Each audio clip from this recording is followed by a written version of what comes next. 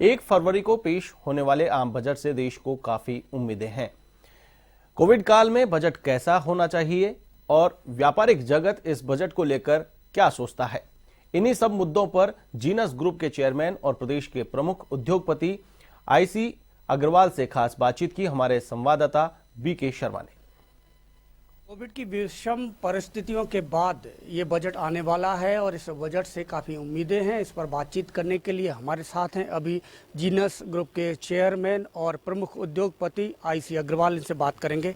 Sir, विपरीत परिस्थितियां हैं और ऐसे में उम्मीदें भी ज़्यादा है सरकार से, तो किस तरह का ये यूनियन बजट होना चाहिए आपकी नज़रों में?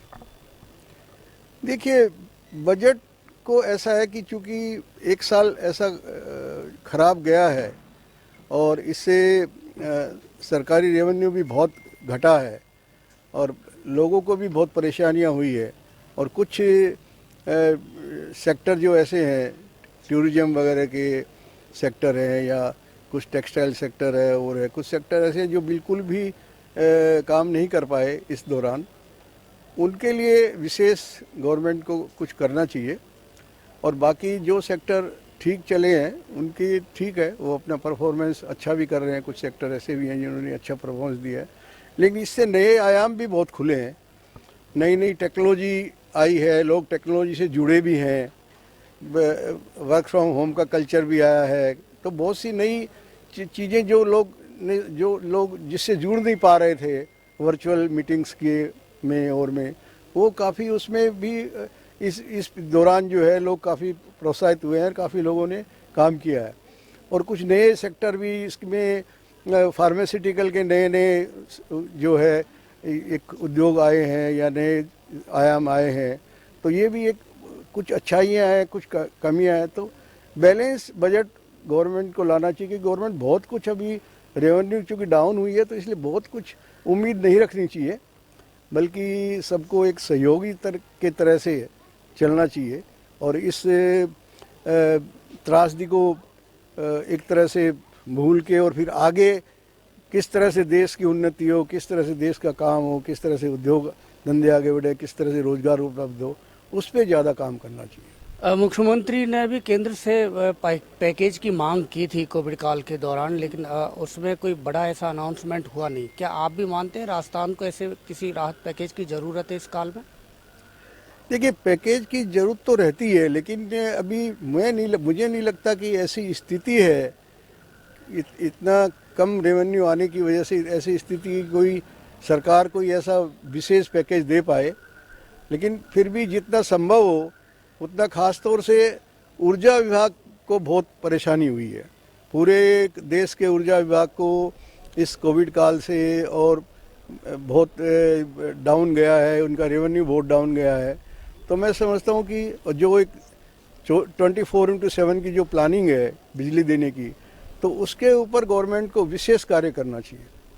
कोविड की ये जो विषम परिस्थितियां हैं, इनमें नए अवसर भी कुछ मिले हैं। ऐसे कौन से सेक्टर हैं जहाँ ज़्यादा उम्मीदें हैं? अब भाई, नए अवसर में देखिए आईटी सेक्टर है, टेक्नोलॉजिकल है, आर्टिफिशियल इंटेलिजेंस है, ये नए सेक्टर है।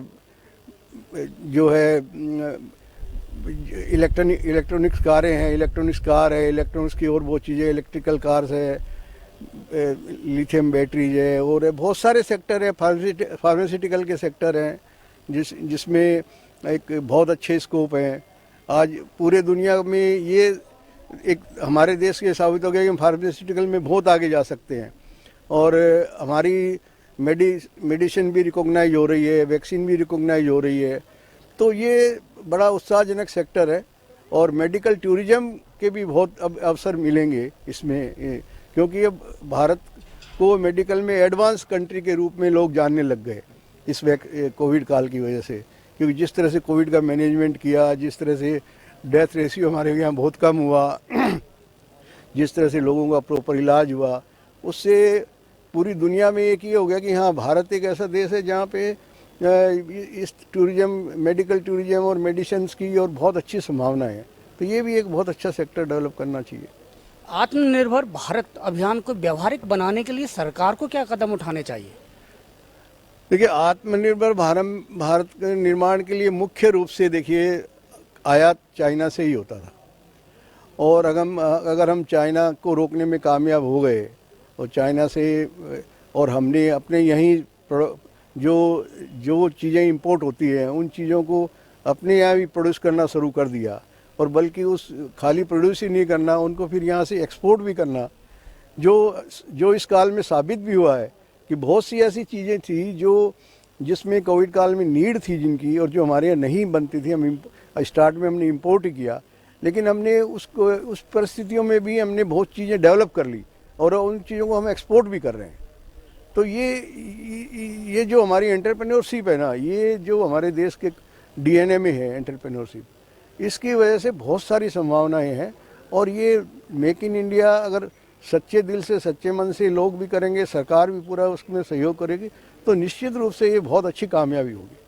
Thank you sir, thank you very much. तो ये हैं आईसी अग्रवाल। इनका कहना है कि इस बार कोविड के कारण बजट से उम्मीदें काफ़ी है, खासतौर से इस विषम परिस्थितियों में बहुत सारे नए सेक्टर भी डेवलप हुए हैं जिनमें सरकार को और सहयोग की ज़रूरत है। कैमरामैन दिनेश कुमार के साथ B K Sharma, A1 TV, Jaipur. Bulletin